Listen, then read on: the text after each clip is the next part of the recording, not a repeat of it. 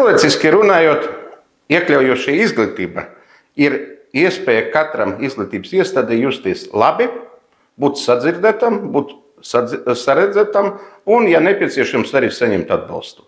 Ja runājam nedaudz formālāk, tad iekļaujoša izglītība es sadalītu divos līmeņos. Pirmais līmenis tas ir tad, kad bērns ar īpašām vajadzībām, jeb to, ko mēs saucam bērns ar speciālām vajadzībām, tiek iekļauts skolas klases kolektīvā. Plašāk iekļaujoša izglītība tas ir tiešām iespēja būt pamanītam ikvienam bērnam, iespēja, ka pedagogs saskatīs katra bērna vajadzības, katra bērna īpatnības un īpašības, un attiecīgi tos novērtēs, tos respektēs un izmantos, kā zināmu priekšrocību izglītības procesa. Un tādējādi nepavēlti izglītības likuma ir noteikts, ka ikvienam ir tiesības uz kvalitatīvu un iekļaujošu izglītību. Un tādējādi tas arī nozīmē, ka ik viens tiek iekļauts klases skolas kolektīvā.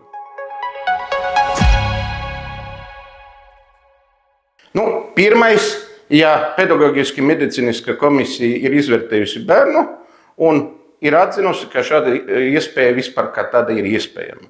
Tas ir, ja mēs skatāmies uz traucējumiem, tad pamatā mēs varam runāt par redzes, dzirdes traucējumiem, kustības traucējumiem, protams, varam runāt par garīgas attīstības traucējumiem. Tad atkarīgi no tā, kādi bērnam ir traucējumi, cik tie ir smagi, cik tie ir nozīmīgi, tad attiecīgi kompetenti speciālisti var ieteikt atbilstošu programmu.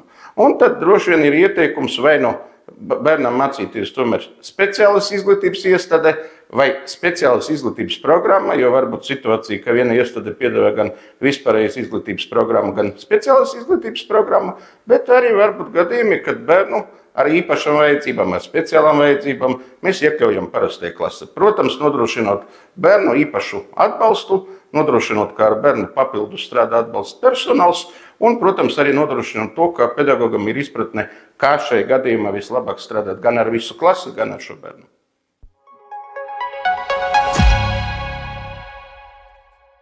Līdz 4. Ja mēs runājam par parasto klasi. To nosaka ministrs kabineta noteikumi.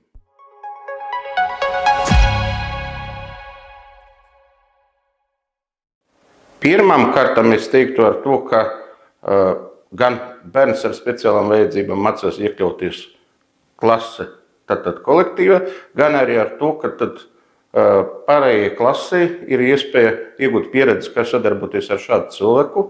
Ļoti bieži, kad ir šī sadarbība pozitīva, arī atbalstīt cilvēku ar speciālām vajadzībām, izprast, ka cilvēki ir dažādi un kā ikdienas sabiedrība būs jāsadarbojas, jāmiedarbojas ar dažādiem cilvēkiem, tas ir viens. Otrs, tā ir iespēja sajusties saprastam, tā ir iespēja būt kolektīvā nevis zināmā veidā norobežotam un redzēt tikai cilvēkus ar dažādām vajadzībām, bet tiešām redzēt, kā dažādi cilvēki, kā dažādi bērni spēj savstarpēji iedarboties. Un tas ir, manuprāt, galvenais.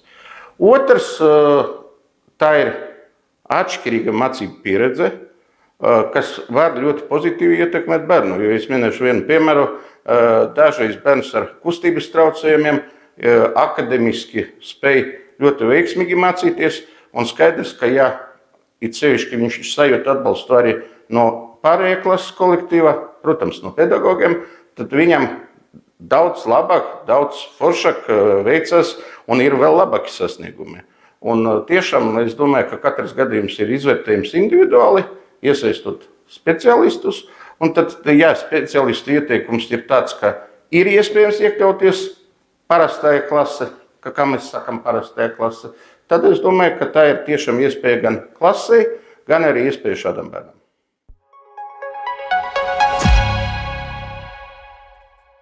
Atkal te droši vien jāatbild, ka katrs gadījums ir individuāls un ir jāskatās, protams, gan, tas ir atkarīgs gan no vecuma, gan arī no bērna pieredzes, gan arī no vecāku vēlmēm, bet galvenais no speciālistu ieteikumiem. Jo ir gadījumi, un es zinu tādus gadījumus, kur arī diezgan lielajā klasē bērns ļoti veiksmīgi mācās. Ir gadījumi, un arī zinu tādus gadījumus, kur tiek meklēta skolā ar pietiekami mazu klases kolektīvu. Tas ir tiešām katrs individuāls gadījums, un te nevarētu būt tāda universāla recepte. Bet šajā gadījumā es tomēr ieteiktu pirmām kārtām konsultēties ar speciālistiem, un otram kārtām skatīties, kādi ir traucējumi, kur ir problēma, un arī uzzināt, ko skola var piedāvāt.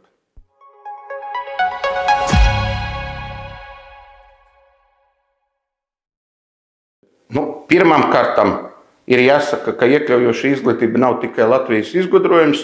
Iekļaujošas izglītības pamatprincipi ir atzīti visa pasaulē, un iekļaujošas izglītības metodikas ir tās metodikas, kuras tiek mācītas, studētas augstskolas un universitātes, tiek apgūtas arī pedagogu tālāk izglītības, jeb profesionālas kompetences kursos. Tādējādi pirmām kārtām tas laikam ir jautājums, ko jāuzdod vai nu pedagogam, vai skolas vadībai. Otrs, es gribu īpaši uzsvert, ka izglītība nav tikai akademiskas prasmes, tas ir arī komunikācijas, sadarbības prasmes, un tā ir arī izpratnes veidošana par cilvēku sabiedrību. Un jā, es varu pieļaut situāciju, ka viena stunda būs akademiski mazāk, bet, kā liecina pieredze, tas varētu ļoti veiksmīgi tikt nokompensēt kāda cita stunda. Jo arī, ja mēs runājam par parastu klasi un ja mēs runājam par ikvienu pedagoga pieredzi, tad droši vien katram pedagogam ir bijusi gadījumi, kad kaut kādu subjektīvu, objektīvu apstākļu dēļ es nevaru pilnīgi noiztenot to stundu, kā es esmu bijis ieplānojis. Man jārēģē uz to, kas notiek klasē. Jā, un varbūt šai dienai es izņemšu mazāk vielas, kā biju ieplānojis, bet, ja es esmu prasmīgs pedagogs, es atradīšu veidu, kā to nokompensēt. Un tieši tādēļ ir mācība metodika, un mācība metodika prasa arī katram pedagogam spēt būt elastīgam un zināmā veidā plānot, protams, savu darbu, bet šajā gadījumā ne tikai plānot savu darbu, bet arī korigēt savu darbu un korigēt savus plānus.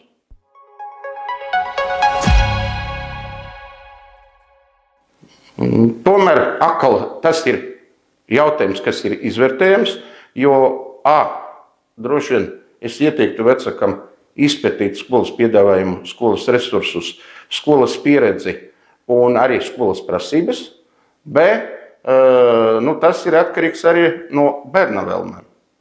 Un mēs varam un zinām situācijas, kad arī vājdzirdīgi bērni ļoti veiksmīgi iekļaujas izmantojot palīgierītes. Mēs zinām situācijas, kad ļoti vājredzīgi bērni ļoti veiksmīgi studē pat augstskolā un ar ļoti lieliem akademiskiem sasniegumiem.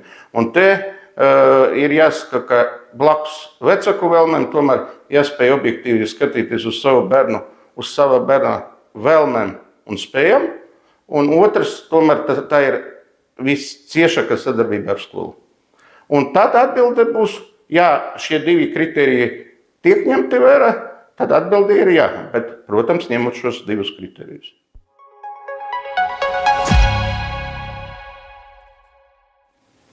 Pirmām kārtām saprast skolas argumentāciju un saprast, kāpēc skola saka ne. Lai gan es teikšu, ka absolūti pateikt viennozīmīgi ne, dziļi neizpētot situāciju vai nesadarbojoties ar vecākiem, manuprāt, būtu pedagoģiski nekorekti. Bet jā, es pieļauju, ka skola var pateikt, ka kaut kādu apstākļu dēļ mūsu skola, mūsuprāt, nav tā piemērotāka jūsu bērnam. Šai gadījumā arī skolai būtu korekti pateikt, ka mēs ieteiktu izvērtēt iespēju mācīties tur un tur. Jo tur var būt jautājumi gan par attālumu, tur var būt jautājumi par skolas telpu pielāgotību, tur var būt jautājumi par nepieciešamā aprīkojuma vai aparatūras esamību, tur var būt ļoti daudz jautājumu. Var arī būt jautājums, ka skola vienkārši fiziski ir pārpildīta, jo katram bērnam pienākas sava platība, un klase var sēdēt tik bērnu, cik fiziski var sēdēt. Bet jebkurā gadījumā tad saprast skolas argumentāciju, cik šī argumentācija ir gan juridiski, gan pedagoģiski korekta, un otrs, ja ir jautājumi, tad vērsties pašvaldībā un risināt šo jautājumu sadarbojoties ar pašvaldību. Šajā gadījumā es aicinātu vecākus tiešām interesēties un arī nepalikt savā telēni sakot, nepalikt savā dzīvoklī, bet tiešām komunicēt un mēģināt noskaidrot argumentus, un arī, ja šiem argumentiem vecāks nevar piekrist, tad attiecīgi sadarboties ar pašvaldību.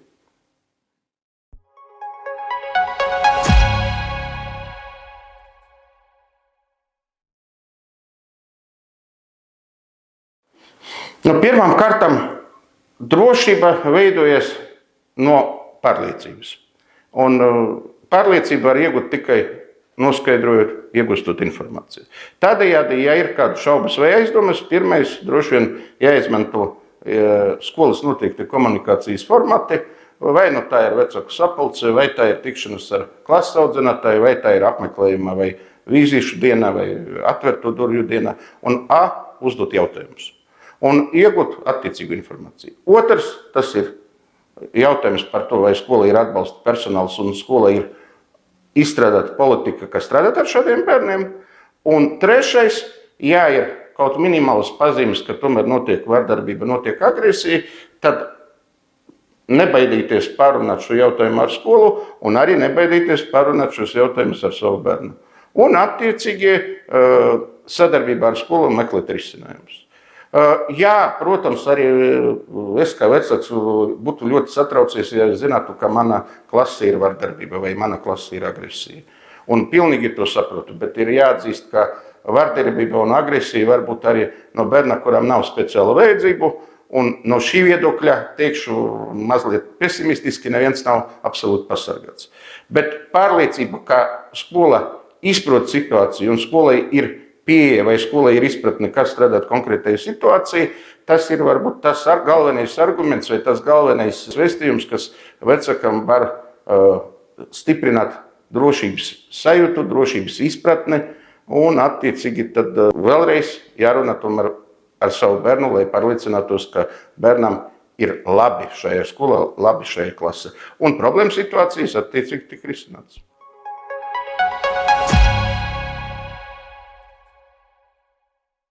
Pirmām kārtām, ja ir notikusi agresija vai ir noticis konflikts, ir notikusi vardarbība, ir bijusi kāda emocionāla ietekmešana, tad pirmām kārtām gadījums ir jāfiksē. Nekādā gadījumā nedrīkst izlikties, ka neko neredzēja, nekā nav bijis vai kaut tam līdzīgi. Otram kārtām tomēr, protams, ņemot vērā bērnu vecumu, bērna attīstības īpatnības, bet būtu jānoskaidro katra iesaistīta bērna viedoklis.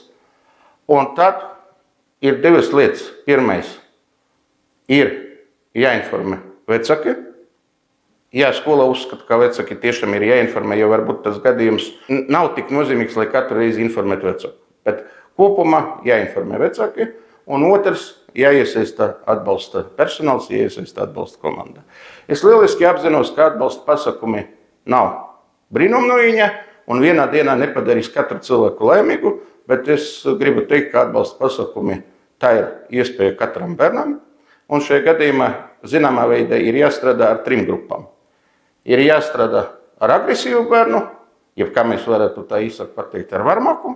Ir jāstrādā ar to bērnu, kas ir cietis, jeb upuri, bet tāpat laikā ir jāstrādā arī ar lieciniekiem vai klases biedriem vai iesaistītām personām, jo pretējā gadījumā tā izpratne, ka viens drīkst tā darīt, var arī izplatīties. Un ja viens drīkst, kāpēc es tā nedrīkstu darīt? Un šai gadījumā šie atbalsta pasākumi to, ka gadījumu pamana, gadījumu pārruna, iesaistās kompetenti speciālisti, tā ir būtībā vienīgā recepte, kā pareizi rīkoties šai situācijai. Un, protams, tā ir sadarbība ar vecākiem. Cerams, ka tā nebūs tāda situācija, kur jāiesaista tiesību sargājušo iestāžu darbinieki vai jāiesaista jau pašvaldību pārstāvi, bet jāsaka, ka arī katra pašvaldība ir bērnu tiesību sadarbības grupa, un ja gadījums ir īpaši komplicēts, tad, protams, šajā gadījumā vienā izglītības iestādē ar to nevar tikt galā, un tad šajā gadījumā tiešām tiek piesaistīta pašvaldība un tiek piesaistīta bērnu tiesību aizsardzības grupa. Un katrā pašvaldība šāda grupa ir izveidota.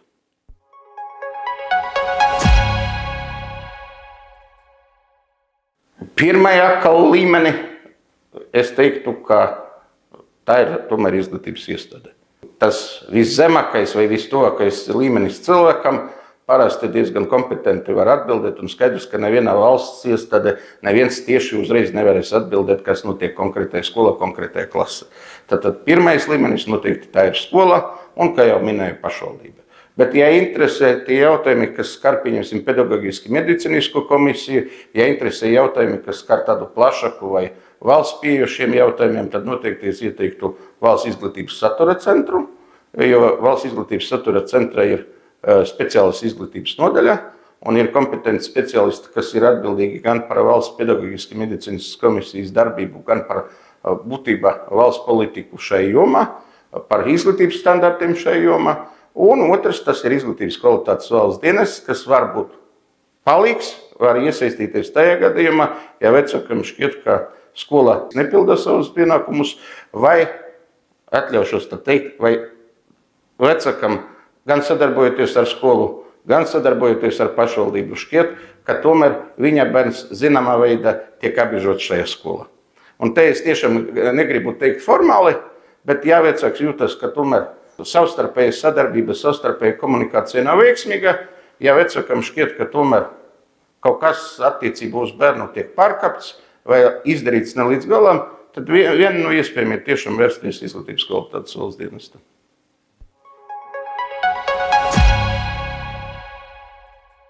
Ikvienam iedzīvotājiem, ja viņam šķiet, ka ar bērnu kaut kas nav kārtībā, ir tiesības vērsties Valsts bērnu tiesību aizsardzības inspekcijai. Pamata Valsts bērnu tiesību aizsardzības inspekcija risina tomēr tos jautājumus, ja mēs runājam par skolas līmeni, risina tos jautājumus, kas saistīti ar vardarbīgiem konfliktiem vai nu vienaudžu starpā, vai nu, protams, kad jaunāks bērns vēršas pret vecāku bērnu vai vecāks pret jaunāku, vai arī konflikti starp skolas personālu un bērniem. Izglītības jautājumi ir izglītības kvalitātes valsts dienesta kompetence, izglītības kvalitāte, izglītības satura jautājumi, pedagogu pienākumu jautājumi, bet Valsts bērnu tiesību aizsardzības inspekcija vairāk skata tiešām tos jautājumus, kad saistās vai nu ar vardarbību, vai nu vēl viens jautājums, tas ir bērnu nodrošinājums. Ir sevišķi tie bērni, kuri dzīvo internātā, vai tie bērni, kuri nedzīvo mājās. Un tas vairāk ir Valsts bērnu tiesību aizsardzības inspekcijas kompetence, ja mēs runājam par izglītības vidi. Bet apzinos, ka var būt situācija, kur arī speciālistam abu iestāžu kompetences tā uzreiz nodalīt, neiedziļinoties gadījumu, būs pietiekami grūti. Līdz ar to, ja ir kādas šaubas, tad var vērsties gan izglītības kvalitātes valsts dienesta, gan Valsts bērnu tiesību aizsardzības inspekcija un kompetenti speciālisti tad atrisinās, kurai iestādē konkrēts jautājums ir jāskata.